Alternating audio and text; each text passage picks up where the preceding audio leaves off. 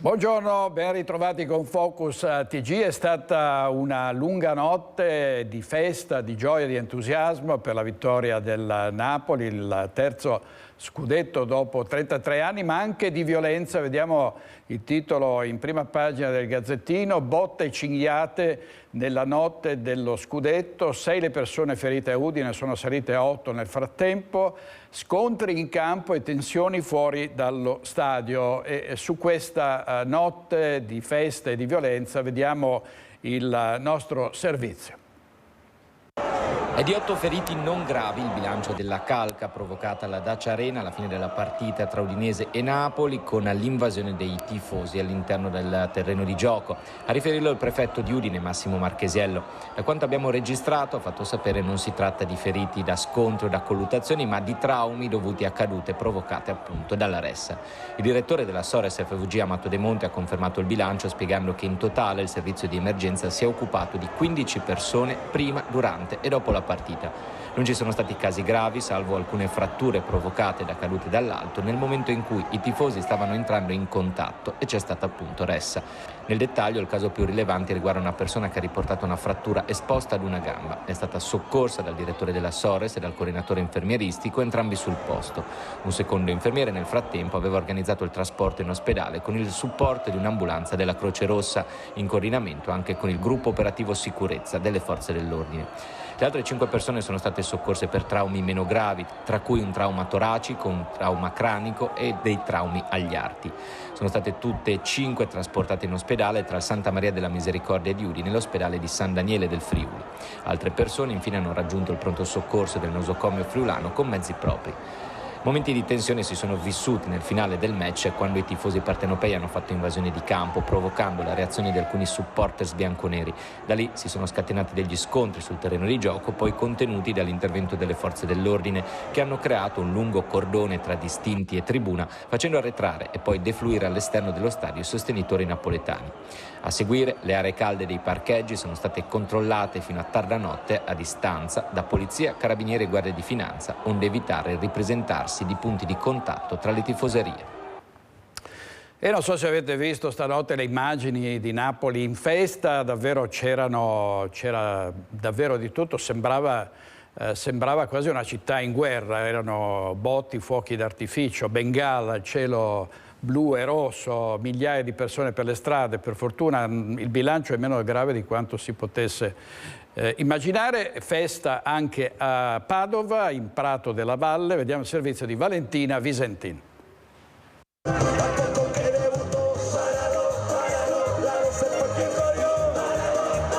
Canti, balli, bandiere azzurre che sventolano in Prato della Valle. La notte padovana si anima con la festa dei tifosi napoletani dopo la conquista dello scudetto, il terzo nella storia della squadra partenopea, che arriva a 33 anni di distanza dall'ultimo.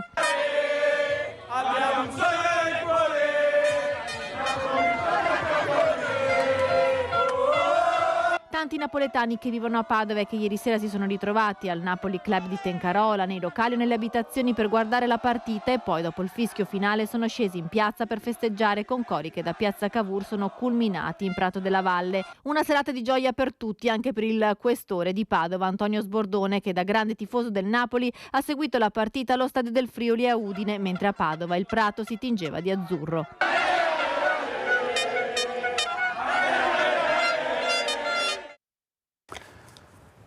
E vediamo cosa è successo a Mestre. Sono l'immagine dell'entusiasmo dei tifosi napoletani in piazza Ferretto. Vedete anche qui ci sono state manifestazioni di gioia, bandiere che sventolavano, urla, slogan, canti, insomma una festa che ha accomunato tantissime persone, non solo a Padova, a Mestre, ma anche in tutte le città del Veneto, per il primo scudetto, il terzo scudetto in realtà dopo 33 anni, ottenuto dalla squadra partenopea.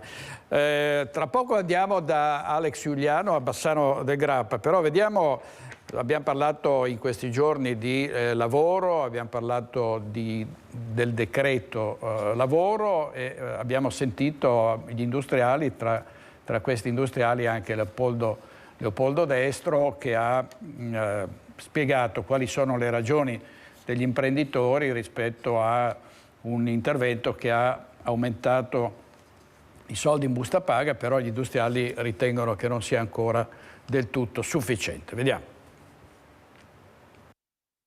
È un primo passo sicuramente importante, spero e speriamo che non sia un passo definitivo, ma che ci siano ulteriori passi. Decreto lavoro, taglio al cuneo fiscale. A margine della presentazione della settimana della sostenibilità in programma dal 15 al 19 maggio a Sant'Artemio, a Treviso, arriva un sì con riserva dagli industriali di Confindustria Veneto Est ai provvedimenti a sostegno dei lavoratori messi in campo dal governo. Occorre insistere su questa strada, chiede il presidente Leopoldo Destro. Con il quadro d'insieme che vede un'inflazione ancora crescere, aver dato un taglio al cuneo fiscale permette chiaramente alle persone di avere una possibilità in più di spesa nel carrello. È un aiuto ai lavoratori e alle famiglie dei lavoratori. È uno scenario complesso che può volgere in positivo solo mettendo insieme tutti i tasselli, prosegue Destro. Il PNRR è fondamentale, indispensabile per la crescita del nostro Paese. Parliamo di sostenibilità, cosa non è più importante di mettere a terra opere infrastrutturali che sono una sostenibilità per eccellenza. Quindi noi abbiamo bisogno assolutamente di mettere a terra il PNRR in tutto, il perimetro nazionale, ma anche nel nostro territorio. Un ingranaggio a cui servono nuove forze lavoro, strategica la componente femminile e il coinvolgimento dei giovani. E poi c'è un tema senz'altro dell'immigrazione, non trattare come slogan ma trattare come accordi mirati e precisi, perché l'immigrazione rappresenta anche questo un importante tassello da sviluppare nei prossimi mesi, nei prossimi anni.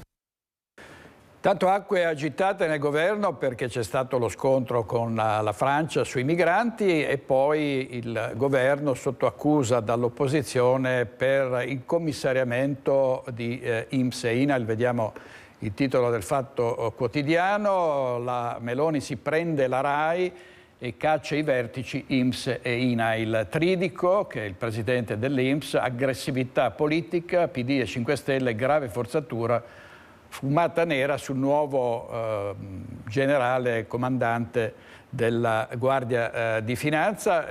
Alla RAI si è detto nel titolo: partirà la riforma perché è passato il decreto Fuortes, cioè la decisione di impedire che si possa amministrare un'azienda pubblica oltre i 70 anni, e quindi questo è servito, dice l'opposizione, per impossessarsi anche della RAI. Ma adesso andiamo a Bassano del Grappa, dove è arrivato il sottosegretario alla giustizia, di cui ci parla adesso Alex Giuliano. A te la linea. Ostellari, Andrea Ostellari è arrivato a Bassano poco fa. A te la linea, Alex. Buongiorno direttore, buongiorno ai nostri telespettatori.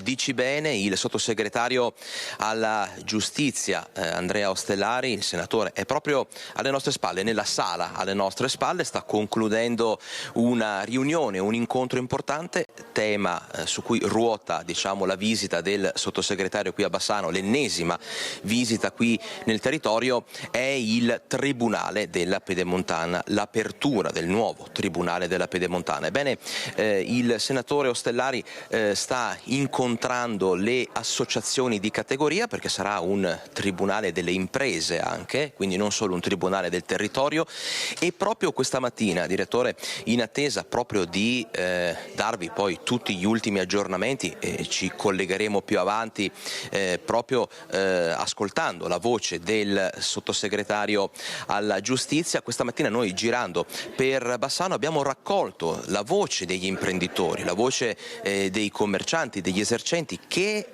non aspettano altro, perché la possibilità di riavere un tribunale qui nella zona, o meglio di averlo per la prima volta in maniera così importante, perché sarà il Tribunale della Pedemontana, non fa altro che piacere a chi lavora, a chi incontra giornalmente difficoltà legate non solo alle cause penali e civili, ma anche ai brevetti, insomma alle lungaggini della burocrazia. Insomma, per rivitalizzare il centro storico di Bassano, ma non solo, tutto il territorio, il tessuto economico della città, il Tribunale sarebbe sicuramente, come la Pedemontana, una strada per fare un sensibile passo in avanti. Noi tra poco avremo la possibilità di ascoltare proprio l'esito di questa riunione tra il senatore Ostellari e, come vi dicevo, le associazioni di categoria.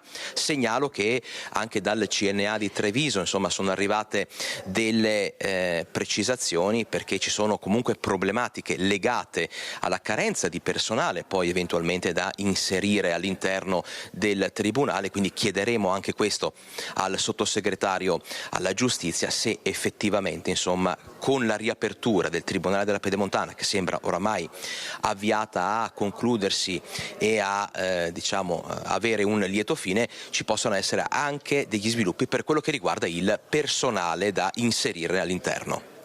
Bene, grazie molte ad Alex Giuliano, speriamo sia la volta buona, poi sentiremo, cercheremo di intercettare il sottosegretario Ostellari, che è di nuovo a Bassano del Grappa. Restiamo nell'Alto Vicentino, andiamo sull'altopiano di Asiago, dove c'è un giallo per le ossa che sono state scoperte ieri in canonica dentro un sacco, ossa umane. Ne avevamo parlato ieri, appena uscita la notizia, col sindaco di Gaglio Emanuele Munari. Vediamo le novità. Una manciata di bottoni potrà fare luce sul ritrovamento di ossa che sta tenendo l'altopiano con il fiato sospeso da giorni. Nel sacco contenente resti umani rinvenuto nella canonica della parrocchia di San Giovanni Battista a Stoccaredo di Gaglio c'erano anche alcuni bottoni.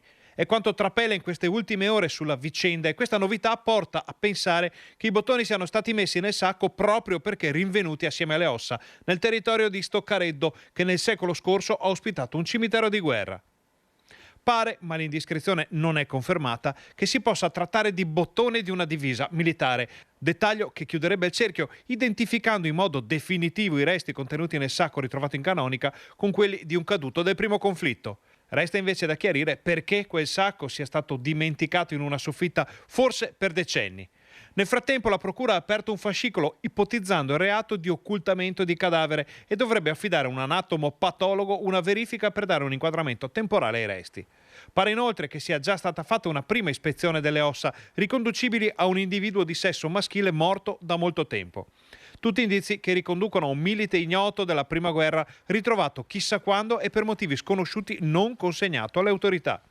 Uno dei tanti sepolti nel cimitero militare esistente a Stoccareddo, che raccoglieva i resti tumulati nelle fosse comuni e in sepolture singole dopo la battaglia dei Tre Monti del gennaio del 18, risultata decisiva per difendere la pianura bassanese dal disperato assalto degli austro-ungarici. Il cimitero di guerra è rimasto fino all'inizio degli anni 30, quando il camposanto dedicato alla memoria del caduto Roberto Sarfatti è stato smantellato per portare le salme nel sacrario del Leiten di Asiago. E proprio nell'ossario verranno quasi certamente depositate le ossa una volta finiti gli accertamenti di rito, in modo che possano finalmente trovare pace. Servizio di Ferdinando Garavello, vediamo un altro titolo: orrore in casa di riposo. Qui siamo a San Donà di Piave, altre 5 morti sospette. Le indagini della procura, ricorderete il caso di questo ospizio, di questa casa di cura in cui furono riscontrate indicibili violenze anche sessuali nei confronti dei pazienti, probabilmente una vittima causata da maltrattamenti, e ci sono altre 5 morti sospette, quindi torneremo anche noi a darvi conto di questa orribile vicenda. Ma andiamo adesso subito a Mestre in diretta con Filippo Fois, perché è scoppiata la polemica su una moschea che verrà allestita, che è stata allestita all'interno degli ex magazzini PAM. A te la linea, Filippo. Sì, buongiorno direttore, buongiorno ai nostri telespettatori. Noi, ve lo anticipo subito, siamo in attesa del responsabile del centro islamico che coordina questo progetto, che dovrebbe raggiungerci tra pochi minuti, per cui tra poco vi richiederemo la linea. Quello che intanto vi vogliamo far vedere, intanto è l'ex supermercato nel quale dovrebbe sorgere questa che è stata, dagli organizzatori viene definita non una moschea ma un centro di preghiera e un centro culturale. Ci troviamo in via Piave, proprio alla fine di via Piave. Via Piave, sapete, è la lunga arteria che dalla stazione di Mestre, che si trova alle mie spalle, conduce verso il centro storico. Qui naturalmente c'è un dibattito che si è aperto sulla presenza di un centro così grande che potenzialmente è in grado di attirare 200-300 fedeli in un'area che non sarebbe attrezzata, secondo alcuni, per poter ospitare un numero di persone così elevato, innanzitutto per un problema di parcheggi che è evidente, ma poi anche per quello che riguarda i condomini. C'è il timore, per esempio, che in alcuni casi, non stando tutte dentro, anche questo marciapiede che vedete che è molto ristretto, si possa riempire di persone che non trovano posto all'interno. Proprio stamattina, tra l'altro, c'è stato un incontro tra il coordinatore del centro islamico e uno dei condomini che si trova in quest'area, per cui anche di questo incontro vi daremo notizie tra poco, non appena saremo raggiunti dal nostro ospite. Naturalmente per problemi di lavoro non è potuto essere qui immediatamente, ma sta arrivando. Grazie molte a Filippo Fois. Andiamo con la cronaca, perché tra pochissimo ci collegheremo con Christian Arboid da Paese per sapere gli sviluppi delle indagini sul duplice omicidio, la guardia giurata che ha ucciso ieri il fratello e la cognata. Vedremo di capire che cosa c'è all'origine di questo duplice delitto. Sembra, dice il killer, ha detto il killer ai magistrati, che ci sia stato un complotto di famiglia. Poi vedremo di cosa si tratta. Ma andiamo alla cronaca, perché nel Duomo di Montebelluna l'ultimo saluto a Nicole Bellusci, la 24enne che è morta nello schianto della moto in cui viaggiava insieme al fidanzato sabato pomeriggio sul Montello. In chiesa le parole toccanti della sorella Cheyenne: eri il mio pilastro, ora viaggia libera.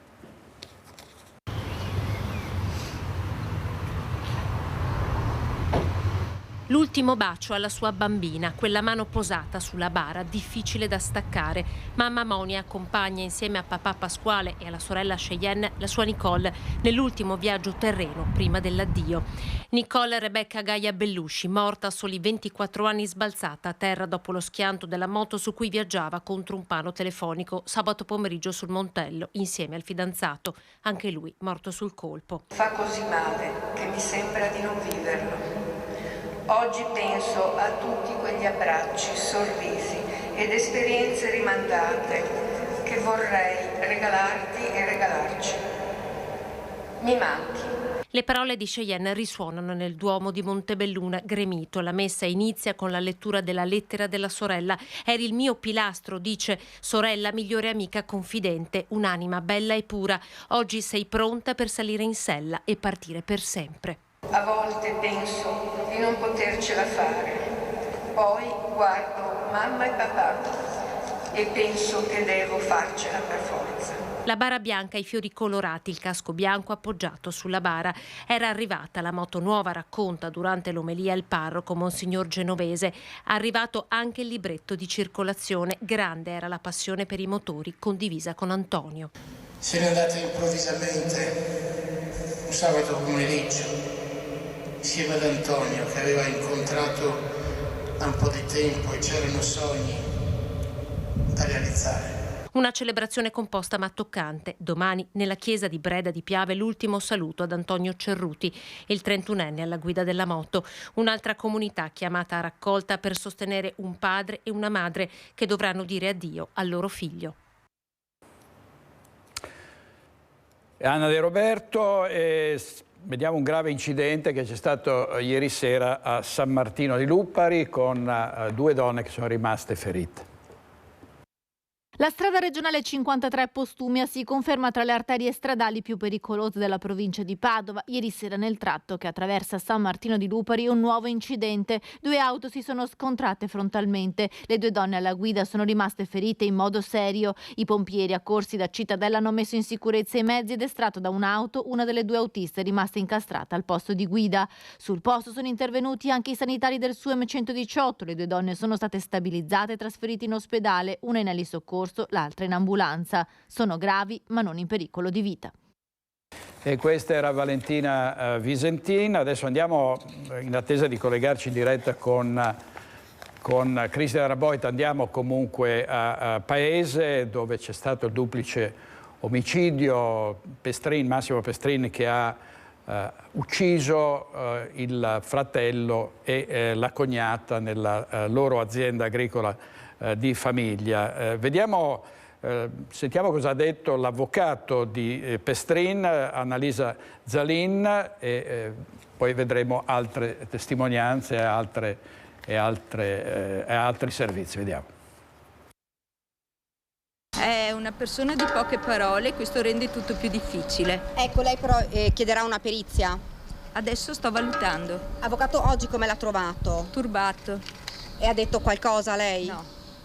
Niente. Ma si è sentito male, avvocato? Come mai questa perizia? Come mai fare questa ansia di richiesta di perizia? Sto valutando di chiederla. Adesso vediamo. Lui che cosa ha detto sull'omicidio? Non ha detto assolutamente nulla. Per ora parla poco. Era ossessionato però da questa relazione, l'aveva accettato questa fine di questo rapporto? Non glielo so dire. Sembrerebbe di no, ma glielo dico così. Non è presto per dire qualunque cosa perché lui ancora parla poco.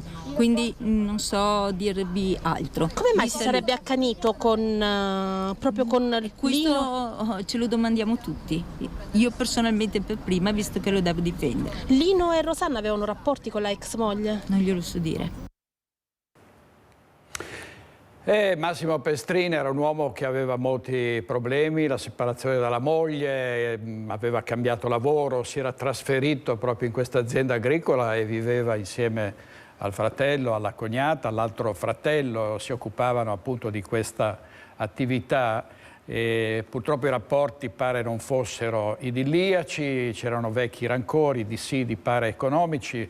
Pestrin ha detto ieri che c'era un complotto di famiglia, poi sentiremo Cristian Raboita in diretta cosa ci dirà. Ovviamente abbiamo intervistato anche i vicini di casa quando abitava a Treviso con la moglie prima di trasferirsi a Paese dopo la separazione. Anche per loro è stato un fulmine a ciel sereno. Lui con me è sempre stato calmo, buono, un'ottima persona, alla mano, anche perché non abbiamo avuto mai problemi tra me e lui. Quindi non ci sono mai stati problemi tra coinquilini, insomma una persona alla mano? Sì, è l'unica cosa che posso dire che c'erano un po' i bambini che danno fastidio di sopra, però ci siamo messi d'accordo io e la moglie e lui, però finita là. La moglie Elvira? Sì. E che anche Elvira è qua, si vede, da un po' che non si vede? Sì, ma era qua, sì, ma ogni tanto veniva qua a fare le pulizie nel condominio, così. Ma litigavano, c'erano tensioni? No, tra loro no, erano sempre uniti, tutti e 4, non hanno mai dato fastidio a nessuno. E quando si era scaricata, che aveva una vecchia macchina, aveva scaricato la batteria scarica, lui si è prestato, è uscito fuori al balcone, ha detto adesso che serve aiuto, ho detto sì, penso che la macchina non si accende più, la batteria è scarica, allora scendo, ti posso dare una mano? Sì, vieni. Infatti poi siamo andati al centro commerciale a Silea, abbiamo acquistato quella batteria e mi ha fatto, si è prestato, mi ha fatto questo favore. Quindi un buon vicino di casa, non è Sì, no, non mi ha mai dato fastidio a nessuno. Quello è un attimo, poi magari avranno avuto dei diverbi in casa loro, dei genitori, della famiglia, quindi non lo so a che punto avrà arrivato, di usare, l'arma ce l'aveva, un minuto di follia e ha fatto quello che non doveva fare, questo è tutto. Si dice in questi casi un minuto di follia, un raptus omicida, nessuno se l'aspettava, però secondo il procuratore capo della Repubblica di Treviso Martani c'è l'aggravante della premeditazione. Vediamo. Ha scaricato tutti i colpi della sua Glock 9 mm, 17 proiettili in totale. Una decina hanno raggiunto il fratello Lino e la cognata Rosanna senza lasciargli scampo. L'ha scaricato addosso il fratello e la cognata che stavano mangiando e quindi erano assolutamente impreparati ad questa aggressione. Poi quanti colpi abbiano colpito l'uno e l'altra, questo lo cercherà l'autopsia. Chiaramente non hanno avuto scampo. Sono vittima di un complotto da parte della mia famiglia. Sono queste le prime parole del killer Massimo Pestrin agli inquirenti per spiegare il feroce duplice omicidio. Poi ha deciso di non rispondere più alle domande del pubblico ministero. Nelle prossime ore l'interrogatorio di garanzia per la convalida dell'arresto. Massimo Pestrin è accusato di duplice omicidio volontario aggravato dalla premeditazione e dal rapporto di parentela con le vittime. Il movente che lui ha dichiarato nelle dichiarazioni spontanee, la lucidità e la freddezza che lui ha dimostrato subito dopo, il fatto che le vittime fossero state praticamente prese alla sprovvista, porta a ritenerlo un gesto premeditato, un gesto che non il frutto di una lite o di un dolo d'impeto. Insomma, non un raptus di follia, ma un'azione pianificata. Secondo una prima ricostruzione, Massimo si trovava in casa. Ad un tratto è sceso dalle scale, forse già armato. Poi la furia omicida. Ha freddato Lino e Rosanna. Alcuni bossoli sono stati trovati anche sulla soglia della porta che conduce al piano superiore. Dopo la mattanza è uscito, ha scarellato il caricatore, facendo finire a terra gli ultimi 3 proiettili non esplosi. Pestrin forse se n'è liberato prima di confessare il duplice omicidio alle forze dell'ordine. È stato proprio lui a chiamare il 113. L'arrestato era estremamente freddo e lucido. Ha detto all'operatore che aveva ucciso suo fratello e sua cognata e li ha invitati a mandare al più presto un'autovettura di servizio, una volante, sul posto dicendo che li avrebbe aspettati. Ha atteso a casa fuori, a pochi metri da lui, i corpi senza vita di Lino e Rosanna. Per lui sono scattate le manette. Da una decina di giorni lavorava come guardia giurata. Quella pistola regolarmente detenuta ce l'aveva da qualche mese. Nelle prossime ore sarà disposto l'esame autoptico sul corpo delle 2 vittime. Il dolore, lo strazio, la rabbia dei familiari, in particolare della sorella di Rosanna a Trento, che è stata uccisa con il marito, la sorella Patrizia, che ha detto vogliamo giustizia. È stato un atto criminale e basta. Vuole giustizia per sua sorella? Voglio giustizia per mia sorella, sì. Così Patrizia Trento, sorella di Rosanna, uccisa a colpi di pistola assieme al marito Lino per mano di suo cognato Massimo Pestrin, ancora sotto shock, provata da una notizia che non riesce ad accettare. Contatterà la famiglia di Lino e i fratelli, li chiamerà, sentirà qualcosa? No, non credo. Non vuole vederli? No. È lei a fare scudo a sua mamma, quasi 90enne, che ha appena saputo della morte della figlia. Ha saputo sua mamma di quello che è accaduto? Sì, ma deve ancora farsi l'idea. Una tragedia arrivata in via Sile a Cavasagra di Vedelago come un uragano. Qui Rosanna era stata ieri mattina, ha accudito l'anziana madre come faceva ogni giorno. Poi è tornata a casa a paese dove è stata uccisa. Che cosa le aveva detto sua sorella? Niente, aveva comprato i gelati per fare la festa della mamma. Sposati da oltre 10 anni, Lino e Rosanna, ci dice Patrizia, non aveva mai sentito di liti con il fratello Massimo. Era andata ad abitare in quella casa a paese subito dopo il matrimonio. Lei era solare, ci racconta. Com'era sua sorella? Tipo espansiva, allegra, gioiosa. Patrizia tiene stretta quella foto che ritrae Lino e Rosanna, stretta come se non volesse più lasciarla, il ricordo di un giorno felice che sembra ancora più lontano. Servizio di Daniela Sezzia, e ieri a Paese, sul luogo della tragedia, è arrivata anche la sindaca di Paese, Katia Uberti, che ha parlato con i familiari. State con noi perché poi avremo probabilmente un'intervista al fratello che si trovava in casa al momento della strage e altre testimonianze. Intanto sentiamo cosa ha detto ieri la sindaca Uberti.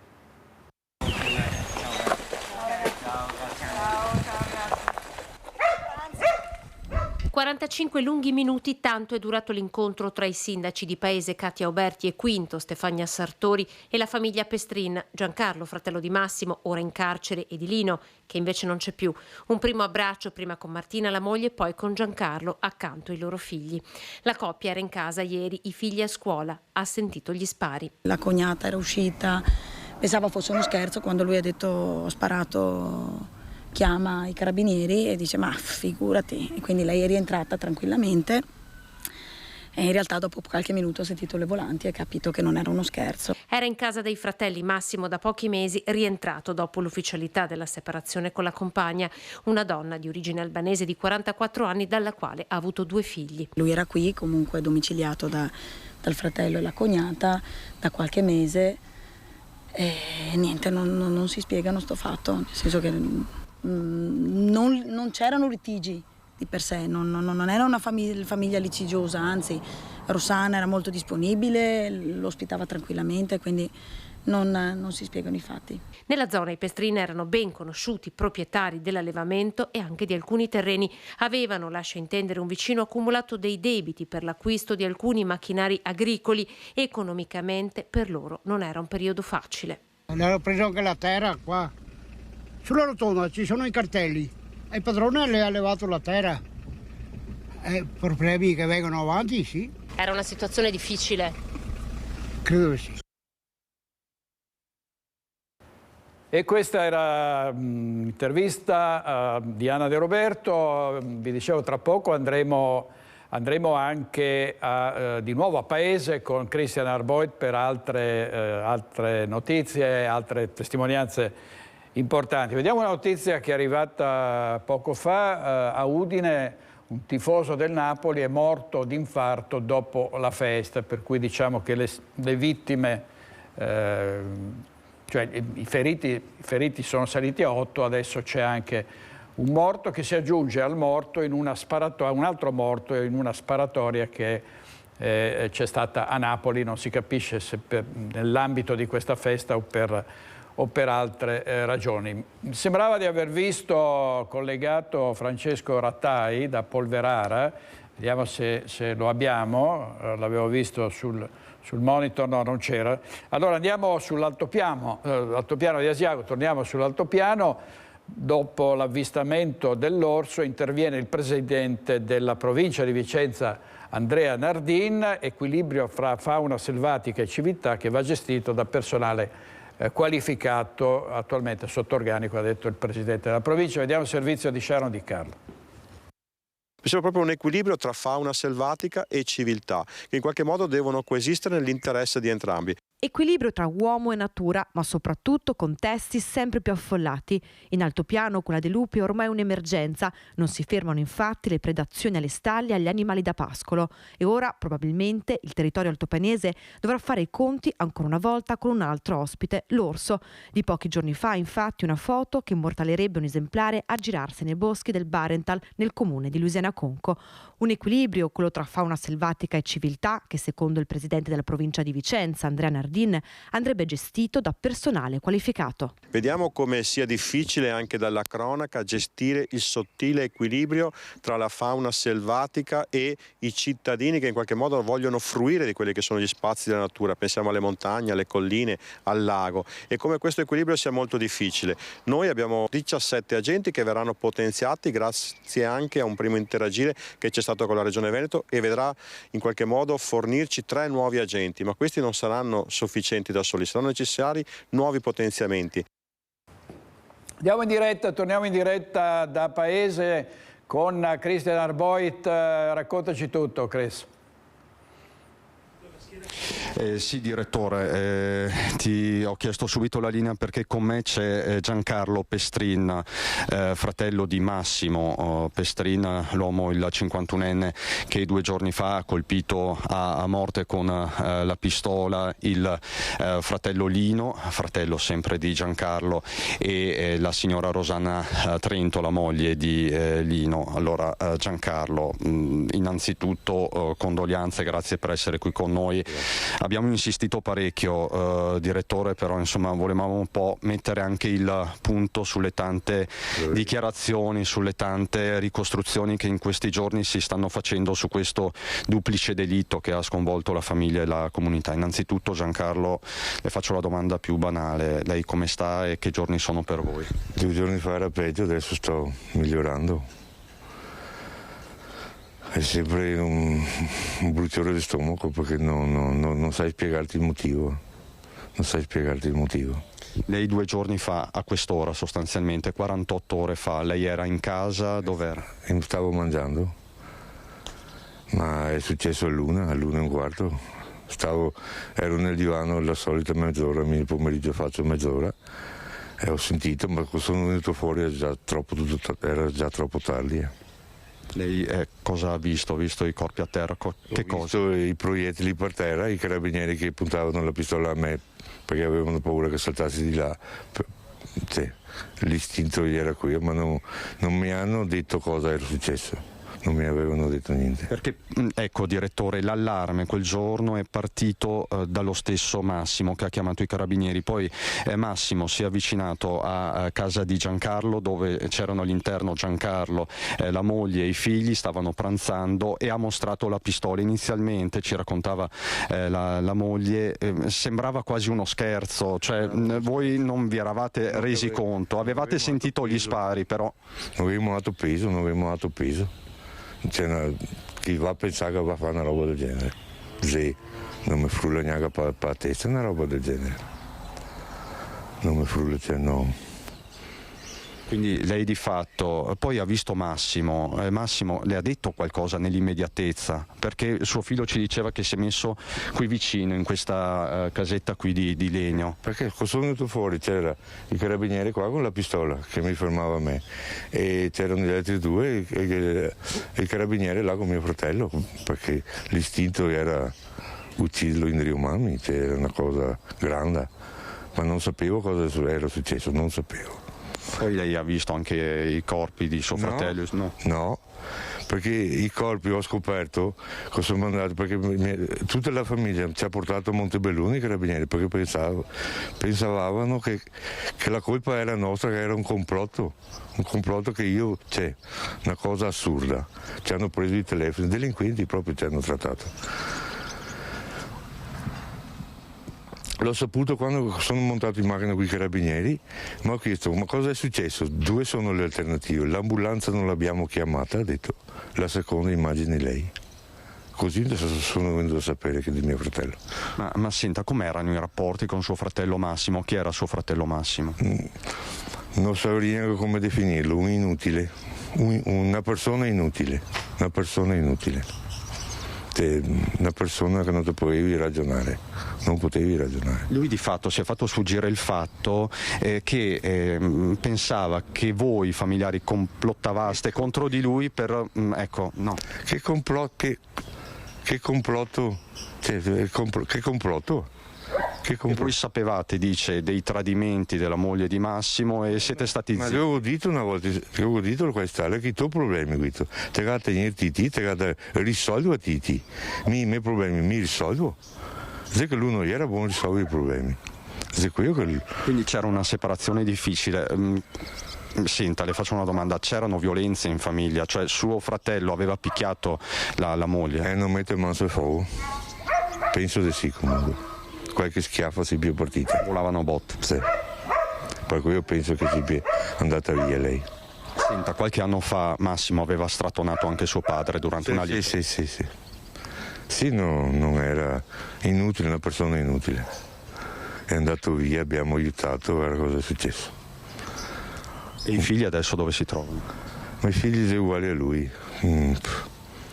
La persona quando perché sono stati 4 mesi. Quando passi a fianco, non ti guarda sul muso, ci sei una porcheria, non ci sei una persona, te guardi sugli occhi. Ti camminavano sempre con la testa per terra. Senta, la vostra vita è cambiata totalmente, immagino, nella maniera più traumatica possibile. In questi giorni ci sono tante ricostruzioni, quindi non c'erano dissidi economici, non c'erano problemi di questa natura, questo ce lo può dire? No, non c'era. Il trattore è ovvio che viene fuori il debito, se fai un finanziamento viene fuori il debito col trattore, dopo lo paghi. Cioè, non so. Però Massimo non c'entrava nella gestione dell'azienda. È andato dal notaio, ha rinunciato a tutto, lui con l'azienda non c'entra niente. Non c'entra niente. Quindi lui si era portato qui a casa di suo fratello Lino e di sua cognata Rosanna, così come punto d'appoggio in un momento particolarmente difficile. Perché è economico, no? Per prendere un appartamento bisogna che dai 3 mesi di anticipo. Lui liquidità non aveva liquidità. E quindi lui dormiva di fatto nella camera di quella che era la camera di sua madre, che è deceduta poco tempo fa. Sì, dormiva là. E Rosanna mi dicono che stirasse, che cucinasse anche per quanto bene che te vuoi che persona là, c'è sempre un estraneo a casa tua. Perché ormai se aveva fatto morto mia mamma, ieri devo farsi una vita come fratello. Te sei sempre un estraneo in casa tua. Senta Giancarlo, voi sapevate che lui aveva una pistola regolarmente detenuta? Per dare una pistola, un porto d'armi a una persona del genere, qui che dà lavoro sono incompetenti intanto. Per che fai e visiti, o no? Se sei una persona dai un porto d'armi, no. Anche perché prima di quel lavoro aveva fatto un mese di prova. Il datore del lavoro di prima ha detto finire il mese basta, l'aveva già visto che la persona non funzionava. E dopo è andato qua ai vigilanti qua. E là prende su di tutto perché non è buono di trovare niente. Stima dare un porto d'armi a una persona del genere, gente incompetente. Senta, a questo punto le faccio una domanda assolutamente inutile, ma che si fa in questi casi? Si parla di perdono, immagino che qua ci sia poco. Non esiste perdono, una cosa del genere, se ti resta la vita non esiste un perdono, anche perché mi spiega il motivo perché lo ha fatto, mi spiega un motivo perché lo ha fatto. Andrà a trovarlo in carcere se sarà possibile. No, ma per me è morto lui è morto per me, basta, non voglio neanche più vederlo. E Lino, Rosanna, che tipi erano, che persone erano? Tranquilli, come me, tranquilli, lavoravano, facevano i casi suoi, tranquilli, una persona tranquilla. Il motivo, cosa c'entravano loro? Motivo. Lei ha sentito la moglie per caso di Massimo, la moglie Elvira, vi siete sentiti? Non parla, abbiamo in caserma Montebelluna, è venuta là perché è venuta a sapere, non ci ha neanche guardato negli occhi, o che si vergognava, non so, non ho parlato con lei, non ho parlato. Senta, sono ore, giorni difficili, lei è un po' il capofamiglia e deve fare un po' tutto. Sì, non ho parole, il motivo te mi spieghi i tuoi problemi, ti risolvi, no. Scopare persone che non c'entra niente, perché cosa c'entravano allora? Niente. Tra l'altro, ecco, diciamolo, direttore, il signor Giancarlo è genero di Fiorella Sandre, la donna che era morta nel rogo di Castagnole 3 anni fa, per cui c'è un processo, il processo contro minoranza, quindi qua si aggiunge una tragedia alla tragedia, diciamo. Sì, è una cosa indescrivibile. Piove sempre sul bagnato, sul serio. Allora Giancarlo, io la ringrazio davvero anche da parte del direttore Luigi Baccialli per questa preziosa testimonianza. Si faccia forza e ovviamente noi siamo qua per raccontare anche il vostro stato d'animo, se avete bisogno di qualcosa, anche di supporto psicologico, possiamo farci tramite con le istituzioni. Grazie davvero signor Giancarlo. Allora direttore, abbiamo anche tante altre testimonianze, però direi per il momento di fermarci qua, in caso ti richiedo la linea. Grazie molto a Crisi Darboit, inviato a Paese, intervista esclusiva al fratello di Massimo Pestrin, Giancarlo, davvero un'intervista molto, molto importante. Dovremmo avere adesso in diretta da Mestre Filippo Fois per la questione del centro islamico all'interno di un ex supermercato PAM. A te la linea di nuovo, Filippo. Sì, rieccoci in diretta da Via Piave e ci ha raggiunto nel frattempo Samrat Abdullah, che è il responsabile del centro culturale che è alle nostre spalle, perché voi ci tenete a dire non vogliamo aprire una moschea, sarà un centro di preghiera. Che differenza c'è? Allora, la moschea per definizione è un luogo dove si svolge solamente l'attività religiosa, invece il centro culturale è una struttura dove si svolge ampie attività non solo religiose, ma anche sociali, culturali, incontri con la comunità, eccetera. Samrat, lei è pienamente consapevole ovviamente che si è acceso un dibattito a Mestre sull'apertura di questo centro, tant'è vero che proprio stamattina lei ha avuto un incontro con l'amministratore del condominio che si trova sopra di voi. Che cosa vi siete detti?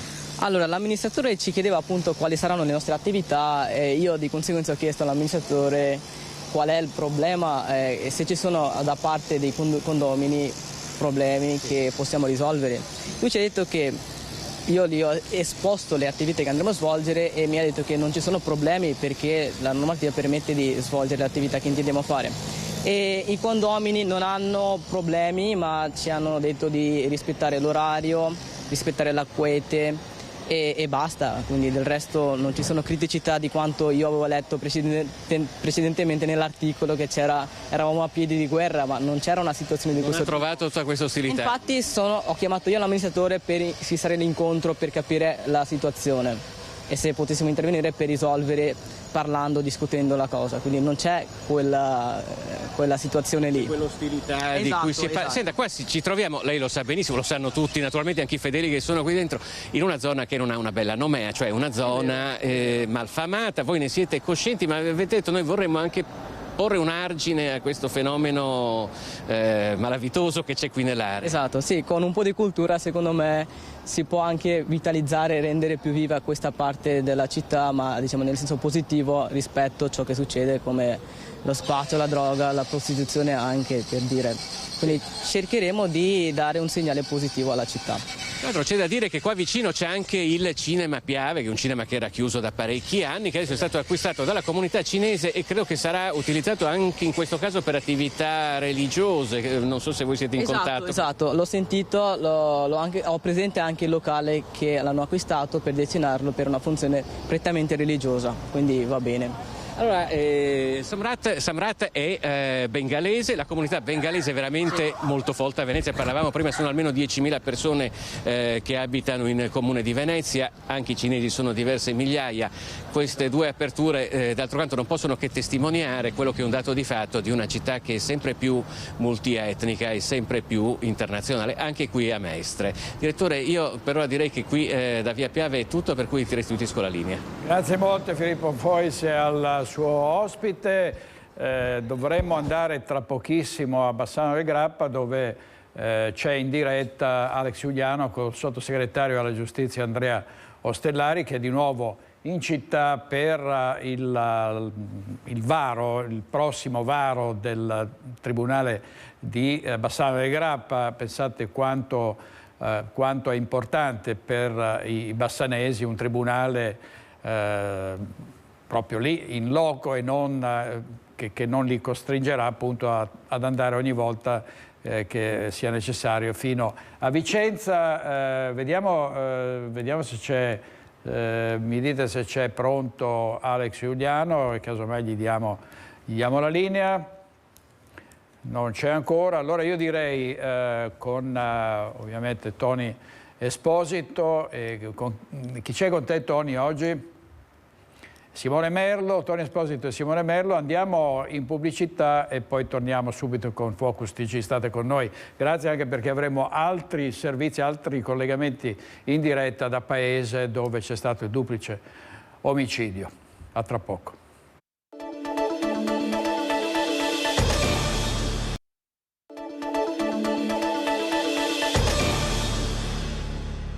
In diretta con Focus TG, vi dicevo, andiamo subito a Bassano del Grappa dove Vedo Filippo Fois, no scusate, Filippo Fois era Mestre, c'è Alex Giuliano a Bassano del Grappa e per l'arrivo a Bassano del Grappa del sottosegretario alla giustizia Andrea Ostellari. A te la linea, Filippo. Alex. Attualmente in attività e anzi dotando il nuovo tribunale di risorse umane e finanziarie aggiuntive e anche di servizi tecnologici tali da poter dare risposte concrete, immediate ed efficienti al nostro territorio. Grazie, un buongiorno direttore, noi adesso siamo in diretta e proprio in diretta grazie al nostro operatore Andrea Benetti andiamo a intercettare il sottosegretario alla giustizia, il senatore Andrea Ostellari. Senatore, come è andato questo incontro tanto atteso, tanto voluto, un incontro, ricordiamolo, avente oggetto il nuovo Tribunale della Pedemontana, oggi un faccia a faccia sia con il territorio ma anche con le associazioni di categoria. Sì, soprattutto con le associazioni di categoria che oggi hanno espresso un'ampia adesione, quindi un convincimento insomma, per questa che è un'opera importante. Che non riguarda solo il tema della giustizia ma riguarda ovviamente anche il tema della nostra democrazia, della nostra sicurezza ma soprattutto del nostro sviluppo e quindi in questo senso c'è stata, diciamo così, abbiamo raccolto da loro questa importantissima adesione. Adesso si tratterà di terminare il nostro percorso di audizioni e poi ovviamente siamo già insomma, al lavoro sul testo, siamo già al lavoro sull'impegno poi normativo che coinvolgerà il governo, coinvolgerà il Parlamento, coinvolgerà non solo le forze di maggioranza ma a quanto pare anche molte forze di opposizione e questo diciamo è un bene. Sottosegretario, è un po' prematuro parlare di tempistiche, però anche per dare così dei connotati, un tratto a quello che sarà insomma, il futuro del Tribunale della Pedemontana, quali sono i prossimi step e appunto delle indicazioni temporali? Guardate, questa legislatura sarà la legislatura capace di realizzare il progetto, ovviamente entro i tempi della legislatura, se poi riusciremo a farlo in tempi ancora più corti tanto meglio. Questo nostro Paese ha bisogno di un governo come il nostro capace di dare risposte e noi siamo qui per questo. Il problema sollevato, quello relativo alla carenza di personale poi da inserire all'interno del Tribunale della Pedemontana, come verrà invece affrontato? Noi siamo già al lavoro fin da subito per cercare di ribaltare quella che è stata l'esperienza negativa del passato. Nel passato purtroppo la giustizia era stata vista come una voce di spesa e basta. E oggi invece noi la vogliamo intendere come una voce di investimento. Per questo quindi stiamo investendo su nuovo personale, ma stiamo investendo anche sulle tecnologie. E queste tecnologie saranno in grado di rendere più efficiente, più veloce il processo civile, penale, tributario. Direttore, noi ringraziamo per la disponibilità il sottosegretario alla giustizia, il senatore Andrea Ostellari, per essere stato con noi. Come si suol dire, lo liberiamo e da Bassano per il momento è tutto. Grazie molte, grazie Alex Giuliano e Andrea Ostellari.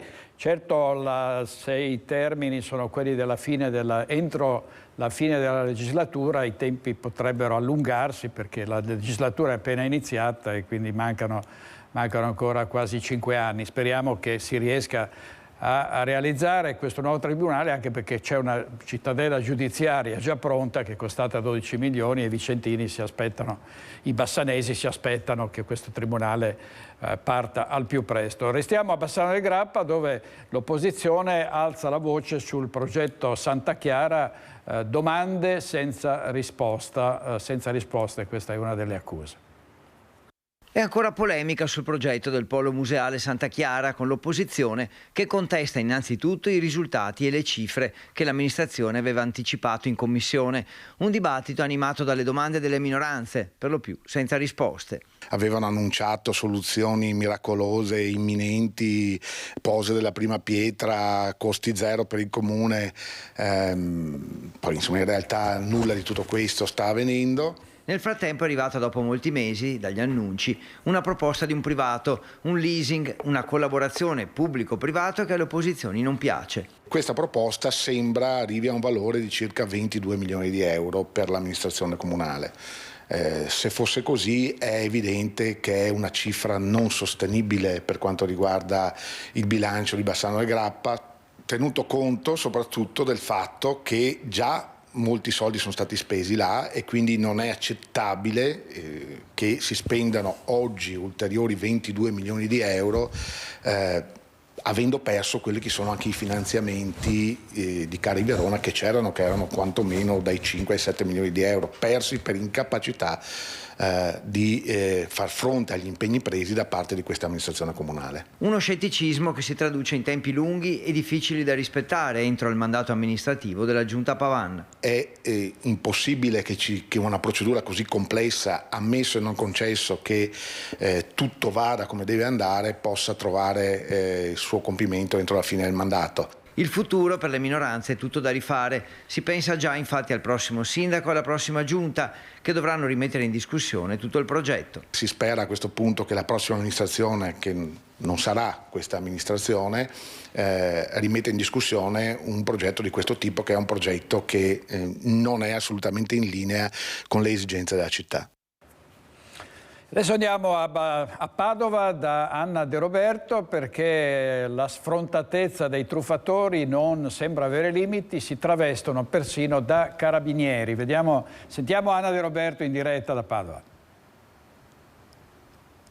Buongiorno direttore, conferenza stampa qui al Comando Provinciale dei Carabinieri di Padova terminata da pochi minuti. Questa volta però prendiamo la linea per darvi anche una bella notizia, nel senso che fortunatamente la truffa è stata sventata. Sostanzialmente un 34enne di Napoli ha telefonato alla sua vittima fingendosi maresciallo dei Carabinieri, raccontando che il figlio appunto della vittima aveva commesso un incidente stradale, aveva investito una donna ed era stato sottoposto a fermo. Per sbloccare questo fermo servivano 3.200 euro, ma evidentemente deve aver scelto male la sua vittima, perché l'uomo classe 36 è un ex alpino, un ex professore di chimica in pensione ed è anche una persona, come dire, ben informata. I carabinieri da anni fanno incontri nella cittadinanza, negli ultimi 6 mesi ne hanno fatti, ci raccontavano, almeno 130 per informare proprio soprattutto gli anziani di fronte a queste truffe che sono sempre più in aumento. Quindi non è caduto nel tranello, solo che il truffatore che lo stava contattando al telefono nel frattempo l'aveva fatto chiamare al cellulare da un altro complice che si fingeva avvocato e quindi in qualche modo gli avevano bloccato tutte e due le linee telefoniche. Allora lui che cosa ha fatto? Si è fatto prestare il telefono della moglie e con un terzo telefono, il telefono della moglie, ha contattato i carabinieri. Carabinieri che sono arrivati, hanno trovato proprio il truffatore nei pressi dell'abitazione dell'anziano. Siamo nel comune di Selvazzano Dentro, quindi provincia di Padova. Quando questo 34enne napoletano ha visto la gazzella dei carabinieri ha tentato la fuga, ma è stato immediatamente intercettato. Ora ovviamente dovrà rispondere di tentata truffa, si stanno anche cercando eventuali complici, ma insomma in qualche modo vi possiamo dare questa notizia: la truffa è stata sventata e quindi c'è anche una certa soddisfazione da parte dei militari dell'Arma, perché il lavoro grande sul territorio di prevenzione evidentemente in questo caso ha dimostrato di funzionare. Grazie ad Anna De Roberto per averci dato questo aggiornamento, e fate sempre attenzione ai truffatori, perché ricorrono a qualsiasi espediente pur di ottenere da persone anche fragili e deboli, come in questo caso, ovviamente dei soldi o dei gioielli. Allora adesso torniamo al paese dove il nostro inviato Cristian Arboi sta raccogliendo testimonianze. Abbiamo sentito il fratello della vittima, Giancarlo Pestrin poco fa. Sentiamo anche il nipote, questo è il nipote dell'assassino, cioè di Massimo Pestrin. Sentiamo. Massimo era tuo zio, che zio era, che persona era? Io non ho mai avuto un gran rapporto, perché comunque non mi è mai piaciuto più di tanto come persona, come modo di fare che aveva. tante cose che ho letto anche sul giornale, roba, non sono state dette, che mi ha dato un po' fastidio e tutto, però no. Cos'è che ti ha dato più fastidio? Il fatto anche del discorso del porto d'armi e quant'altro. Sicuramente non è una persona tranquilla, è una persona di per sé manesca. No, infatti sua moglie, sua ex moglie non ve l'ha detto, però si sono separati perché lui batteva lei, quindi non è che sia proprio già c'erano violenze in famiglia? Sì, sulla loro, perché qua è stato un litigio con mio nonno che adesso non c'è più, che aveva bisogno di soldi e mi ricordo che aveva spintonato mio nonno quella volta lì. Mio nonno, essendo aveva già i suoi anni, è morto che ne aveva 89, aveva già i suoi anni all'epoca, aveva già 80-82 e già vedendolo così, io avevo già capito che persona che era, ma che arrivasse a fare quello che ha fatto, no. Usare le mani avrei detto ok, ma usare un'arma e anche di per sé farla alle spalle vuol dire che sei un vigliacco e basta, perché non hai neanche il coraggio di affrontare le cose. Qua si parla spesso, no, di perdono in questi casi. No, una roba del genere, ti perdono se mi moglie un pugno sulla faccia o sull'occhio, ma questa roba qua non. Io spero che gli facciano tutto il male possibile e immaginabile che io ho in mente adesso, ma no. Io non sono una forza dell'ordine, non sono dentro in carcere, non posso fare niente. Spero che decidano al più presto di cosa farsi e che lo rinchiudino e che lo facciano patire in peggiore dei modi. Basta, io voglio solo quello, non mi interessa altro. Davvero la delusione di questo ragazzo rispetto e anche il dolore ovviamente. Vediamo come stanno andando le cose in Emilia Romagna. È tornato il bel tempo, ma i danni sono incalcolabili, centinaia di famiglie evacuate per l'alluvione dell'altro giorno, ancora operazioni di salvataggio, vedete vigili del fuoco che girano per le zone completamente allagate con dei gommoni con cui portano in salvo gli abitanti delle zone più colpite. Le zone più colpite sono Ferrara, Ravenna, anche nei dintorni di Bologna ci sono stati dei grossi danni, ci sono state frane. Sono arrivate dal Veneto squadre dei Vigili del Fuoco e della Protezione Civile, perché il Veneto non manca mai di correre in aiuto delle popolazioni colpite da calamità, anche vedete la difficoltà di evacuare i disabili, davvero danni enormi anche alle coltivazioni, all'agricoltura. Sono zone agricole dove ci sono vigneti, dove ci sono varie coltivazioni e ovviamente i raccolti sono andati in gran parte distrutti. Si stanno calcolando i danni, ma ormai è troppo tardi. Come al solito in Italia si è molto bravi a intervenire dopo le calamità, bisognerebbe prevenirle come si è fatto in Veneto adesso, con tante opere che dovrebbero impedire catastrofi come ne abbiamo già viste nel 2010 e nel 2012 con le grandi alluvioni, ma c'è da un lato un aumento delle precipitazioni, alluvioni, bombe d'acqua, quando si parla di cambiamenti climatici, dall'altro la siccità, e c'è siccità in Veneto, poche piogge non bastano a risolvere i problemi degli agricoltori. Sentiamo cosa ci racconta da Polverara in diretta Francesco Rattai. Buongiorno da Polverara in provincia di Padova, siamo con Luca Trivellato che è presidente della CIA, l'associazione di categoria che rappresenta allevatori e agricoltori. Siamo con lui perché vogliamo continuare a raccontare la siccità. La pioggia di questi giorni ha aiutato, non è stata però risolutiva, non è stata una soluzione a tutti i problemi, tant'è che anche il consorzio di bonifica Adige Euganeo ha mostrato uno scenario abbastanza preoccupante per l'irrigazione dei campi per quest'estate. Presidente, com'è la situazione al momento? La situazione, come abbiamo già detto più volte, è estremamente grave sotto il profilo delle riserve d'acqua. se la pioggia degli ultimi giorni ha alleviato il momento di coltivazione, ha permesso insomma di avere un po' di acqua utile nei campi. Quello che ci preoccupa è il futuro, nel senso che mancando sistemi di accumulo, quindi invasi, e non avendo piovuto in montagna e non essendoci neve in montagna, quello che ci preoccupa ovviamente è l'elemento tendenziale, cioè dall'estate, primavera-estate, già i consorzi insomma stanno dicendo che non garantiranno comunque l'irrigazione, che si pensa ovviamente a turnazioni come era già successo lo scorso anno, però anticipate di un po' di mesi. Ecco, uno dei temi che appunto è questo della turnazione, ma voi come agricoltori come riuscite a gestire questa turnazione? Voglio dire, c'è una programmazione degli ortaggi, delle piante, del lavorato dei campi? Cioè, la turnazione serve sostanzialmente per permettere a chi è a valle di avere l'acqua che altrimenti non potrebbe arrivare se a monte si continua ad irrigare con i sistemi diciamo normali e correnti, per cui per permettere che il limitato deflusso di acqua possa arrivare poi nelle parti chiamiamole più basse della pianura, per cui nella parte più vicina al mare. E questo viene fatto attraverso una turnazione che viene comunicata dai consorzi, nei quali si chiede appunto agli agricoltori di modificare il proprio momento di irrigazione in funzione di turni assegnati per zona. Ma va a modificarsi anche la qualità di quello che viene seminato?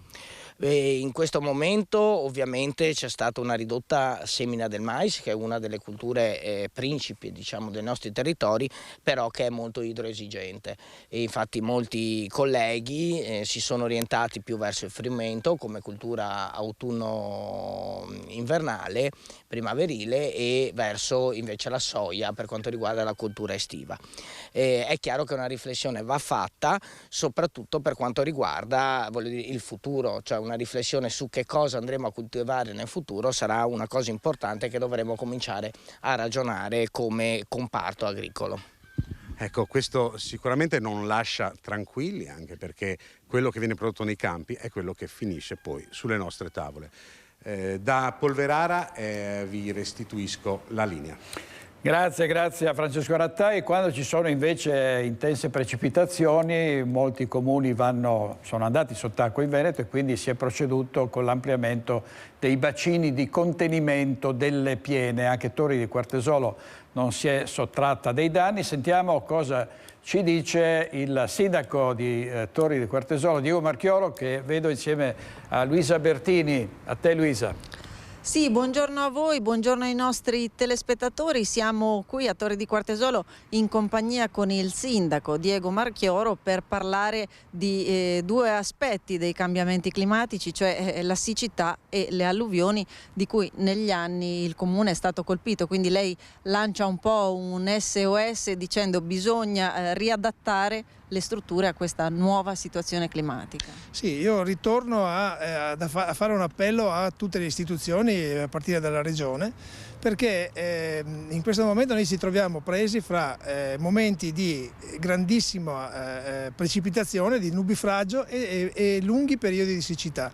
Questa è una situazione che si sta accentuando e che richiede un cambio di strutture. Io comunque continuo a insistere che per alimentare la falda acquifera vicentina sia bisogno di opere di trattenuta a monte. In particolare noi da molto tempo parliamo della diga di Meda, perché è una struttura che riteniamo indispensabile per poter far fronte sia ai periodi di piena sia ai periodi di siccità. Ecco, voi nel vostro comune appunto avete superato anche l'alluvione 2 anni fa, avete realizzato già delle opere e sono in cantiere altre opere, se ce ne parla? Sì, abbiamo avuto due episodi dannosi, diciamo, sia a settembre 2020 che a dicembre 2020, 2 episodi molto diversi fra di loro, peraltro. A settembre si è parlato di un nubifragio, quindi una pioggia eccezionale che ha messo in crisi la rete minore. Quindi su questa noi stiamo facendo un intervento di espansione, quindi abbiamo creato una piccola vasca di espansione per il fossato che ci ha dato problemi per i quartieri di Primavera e Betulle e per una parte delle piramidi, e quindi ecco, questa è già un'opera realizzata, poi andremo a riforestare sopra, comunque questa è un'opera realizzata. Sempre sul fossato di Borsellino abbiamo ricevuto un finanziamento parziale, ma comunque rifinanzieremo noi e eseguiremo un tombamento, diciamo praticamente una canalizzazione, in maniera da evitare che queste acque possano fuoriuscire e danneggiare le case. Poi avete ricevuto anche dei finanziamenti per la sistemazione di alcuni fossati? Sì, sia su via Italia Unita e sia appunto, dicevo, via Borsellino, quindi diciamo quartiere Casoni, lo metteremo in sicurezza con un finanziamento regionale proprio per far defluire le acque in maniera regolare, in maniera ampia verso il Tesina. Ecco, io ringrazio il sindaco Diego Marchioro e restituisco a voi la linea allo studio. Grazie Luisa Bertini. Restiamo sul versante dell'acqua, a volte ce n'è troppa, a volte manca del tutto, a volte la si disperde, e allora il Presidente Zaia, proprio sull'emergenza idrica contro la dispersione dell'acqua attraverso tubature che mancano spesso di manutenzione, è intervenuto con un piano di interventi urgenti per 400 milioni di euro. Sentiamo. Mancano le riserve che solitamente d'inverno si accumulano e quindi questo lo pagheremo nel tempo, a meno che la pioggia non riesca a rimpinguare. Io spero con gradualità queste riserve. È emergenza idrica. La Regione Veneto da tempo ne è consapevole. Il problema richiede nuove soluzioni e nuove opere. Serviranno a mettere in sicurezza il territorio, gestire meglio la rete idrica e costruire riserve d'acqua ed evitare gli sprechi attuali dovuti a infrastrutture idrauliche vetuste. Il presidente della Regione Zaia ha trasmesso al Ministero delle Infrastrutture e dei Trasporti un dettagliato piano degli interventi da oltre 2 miliardi di euro. E tra queste opere 6 sono prioritarie con un controvalore di 408 milioni di euro. La Regione sta anche mettendo in opera con un tubo di 150 km l'interconnessione con il Po con l'acqua proveniente dai pozzi della Pedemontana per cercare di eliminare il cuneo salino presente nel delta. L'acqua di falda dal campo Pozzi di Camazzole, nell'alveo del Brenta, si connetterà con la centrale di potabilizzazione di Ponte Molo che sorge sul Po di Gnocca. Zona che lo scorso anno è andata in sofferenza a causa della risalita del cuneo salino, salvata solo in parte fino ad oggi grazie a un dissalatore. L'opera di connessione, finanziata con 2,8 milioni di euro nell'ambito del piano contro l'emergenza idrica, è prevista entro fine maggio. E questo era un servizio, restiamo sempre sul tema, sull'emergenza siccità, l'allarme che è stato lanciato in questo caso dal consorzio Adige-Euganeo. La situazione più critica è proprio nella bassa padovana. La situazione è molto preoccupante, è quello che stiamo cercando di far capire ai nostri agricoltori, circa 40.000 aziende del nostro territorio, del nostro comprensorio, del nostro consorzio. È una situazione che quando avranno bisogno di acqua, quest'anno non riusciremo a garantire l'acqua per le coltivazioni. A lanciare l'allarme il presidente del consorzio di bonifica Adige-Euganeo, Michele Zanato. È emergenza per la stagione irrigua, in particolare per l'area relativa al fiume Adige. Nonostante l'estate sia ancora lontana, i livelli idrici sono preoccupanti. Lo scenario di cui si è discusso in regione e con le associazioni di categoria degli agricoltori è quello della riduzione drastica dell'irrigazione. Uno con una riduzione di circa il 50% dell'acqua, turnata ogni 10 giorni. Non sarà una cosa semplice da attuare, perché comunque è una cosa che non abbiamo mai fatto. Dovremmo arrivare a casa degli agricoltori, a casa delle aziende, dicendo che oggi tu non puoi irrigare, con dei messaggini, con degli SMS, guardando il sito. Abbiamo fatto questa mattina una riunione proprio con le associazioni di categoria per spiegare queste cose, perché la situazione non si era mai verificata e dobbiamo arrivare a far capire agli agricoltori cosa sta succedendo di fatto. Nella storia del consorzio di bonifica non era mai successo uno scenario simile, anzi il problema era diametralmente opposto, legato agli allagamenti. Le precipitazioni dei giorni scorsi non sono sufficienti, anche perché non è scesa pioggia sopra gli invasi montani. Ci sono questi contrasti che sono dovuti probabilmente a questi cambiamenti climatici in atto. In Emilia-Romagna è caduta una grande quantità di pioggia e ha causato grossi problemi con inondazioni e rotture arginali di corsi d'acqua. In Veneto, nel nostro comprensorio, la pioggia che è caduta è stata una pioggia media tra i 30 e i 50 mm, che ovviamente fa bene all'agricoltura. In Trentino Alto Adige invece è caduto molto poco ed è lì che invece ci sarebbe stato bisogno perché potessero ricaricarsi gli invasi montani, i laghi di montagna che poi alimentano il fiume. Bene, andiamo in pubblicità 2 minuti e poi torniamo con voi con altre notizie e altri collegamenti. A tra poco.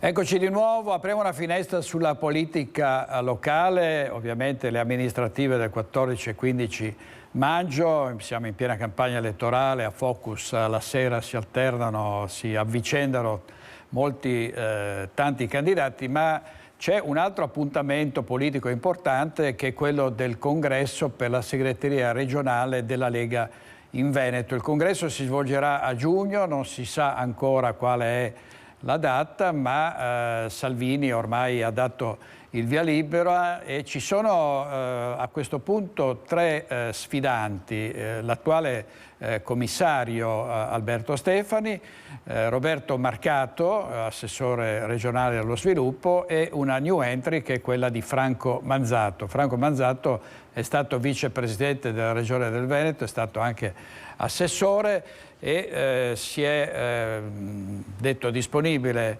a correre per la segreteria regionale che è ora in mano di Alberto Stefani. Avrebbe, a quanto dicono i giornali, proposto a Marcato di rinunciare a correre per convogliare i suoi voti su di sé e quindi così facendo, dice Manzato, sarebbe più facile sconfiggere Stefani, ma Marcato non ne vuole sapere, vuole ovviamente mantenere la linea e andare verso il voto così come aveva auspicato già da tempo. Quindi sarà una battaglia che ovviamente seguiremo a giugno, anche se non si sa ancora qual è la data in cui ci sarà questo voto. Salvini sta preparando tra l'altro un regolamento, è ammessa la corsa ai regionali, cosa che sembrava si potesse vietare, quindi può correre Marcato e poi vedremo chi potrà votare, se solo i militanti, gli iscritti, insomma vedremo come andranno le cose. Intanto andiamo a Marghera, dove Ilaria Marchiori ha seguito ieri la manifestazione di protesta dei dipendenti di Wind 3. C'è una protesta dei dipendenti contro lo scorporo dell'azienda. Vediamo il servizio.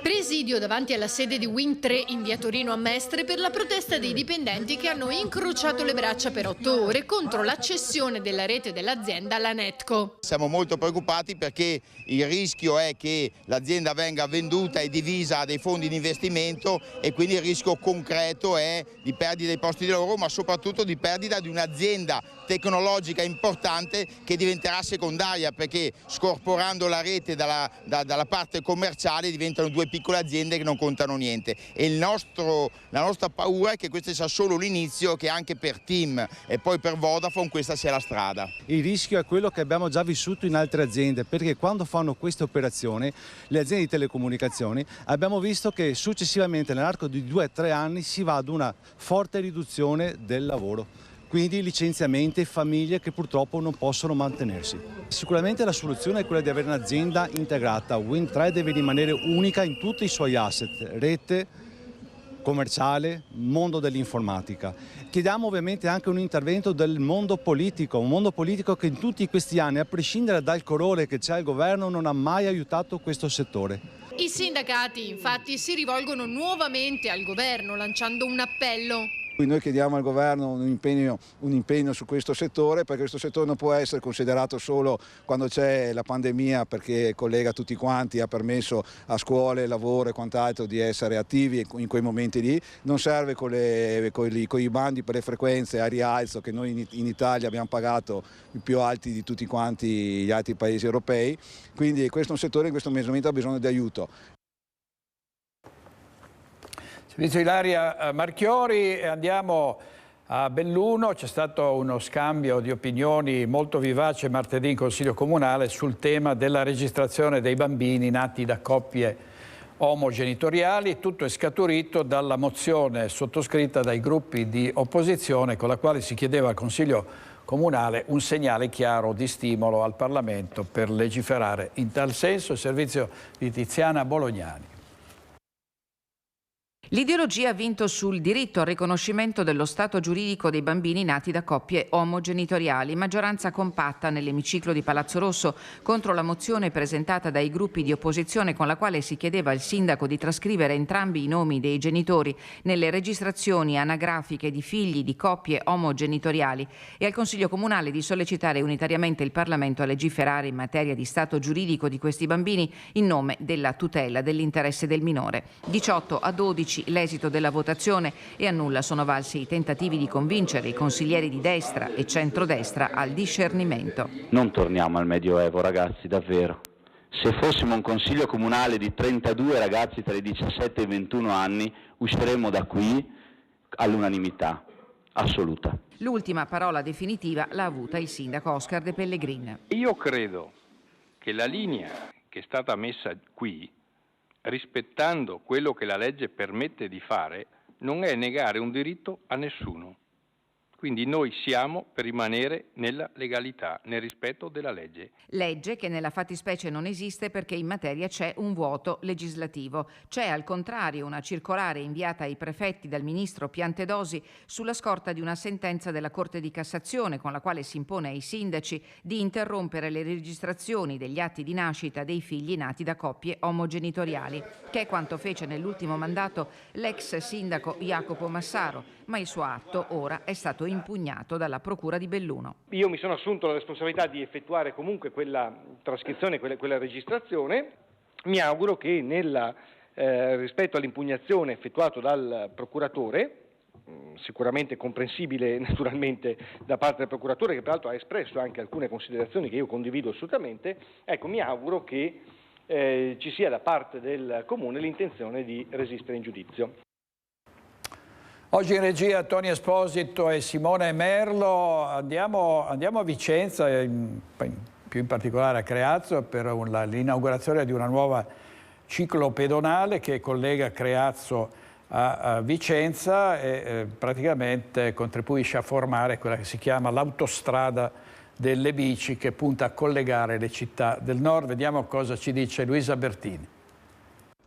Taglio del nastro atteso e poi in sella alla bici. Inaugurata la nuova pista ciclopedonale tra Vicenza e Creazzo, che è stata aperta alla circolazione e collega in sicurezza il centro della città e i comuni ad ovest del capoluogo. Questo è un anello che si collega con l'ovest vicentino. Sabato scorso è stata inaugurata un'altra ciclabile a Montecchio Maggiore che fa il collegamento con Montebello, si arriva ai confini di Verona, di conseguenza Verona-Vicenza, un percorso interprovinciale che poi proseguirà verso Venezia e di conseguenza un'arteria ciclabile per, in questo caso parliamo di turismo, interessa tutto il nord Italia. Si arriverà a Vicenza in un battibaleno, ma soprattutto si ammirerà la bellezza proprio naturalistica e quindi di questo verde che ci accompagna lungo il tragitto ciclabile. Opera che rappresenta un lavoro di squadra tra enti che l'hanno cofinanziata. Per quanto riguarda il tratto nel comune di Vicenza, l'infrastruttura ha uno sviluppo di 1600 metri in continuità con la ciclabile proveniente da Creazzo, Sovizzo e Montecchio Maggiore. A partire dal confine comunale, la pista si snoda verso est lungo la strada della Carpaneda, che risulta così riqualificata e messa in sicurezza. per poi proseguire sull'argine e attraversare la Roggia di Oma fino a raggiungere via Battaglione Valtellina e il sottopasso dello svincolo della tangenziale realizzato da ANAS per la connessione alla zona residenziale dei Pomari, attraversamento che avviene su un nuovo ponte in acciaio lungo 25 metri. È un investimento totale di quasi 2 milioni di euro che comprende il Comune di Creazzo, il Comune di Vicenza, il contributo della provincia e il contributo dei due comuni.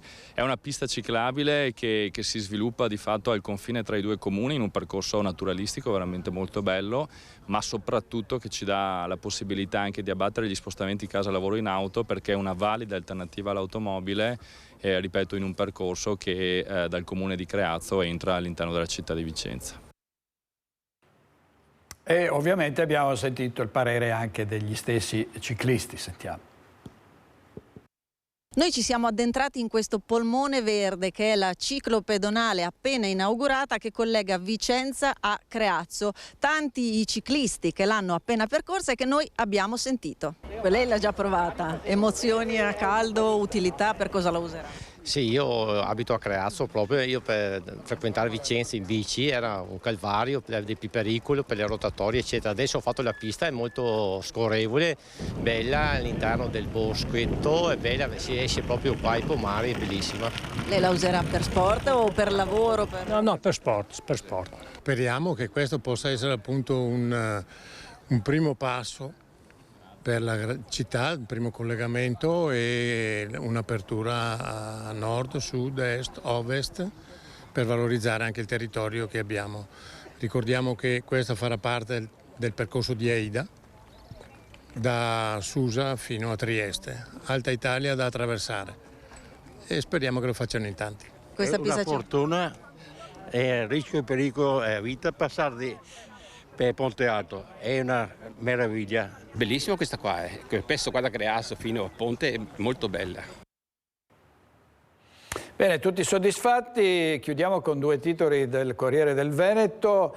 Violenza sessuale sulle due colf, a processo l'ex petroliere Giancarlo Miotto e poi ovviamente duplice delitto di paese. I testimoni, Massimo ci ha detto, ora avvisati i carabinieri che ci sono 2 morti. Straordinario lavoro dei nostri inviati Cristian Arboit e Daniela Sizia. Abbiamo sentito tante testimonianze in questa edizione di Focus TG, anche il fratello del killer Giancarlo Pestrini. È tutto per oggi, grazie, a domani sempre a mezzogiorno, ci rivediamo stasera con Focus alle 21:15. Buona giornata.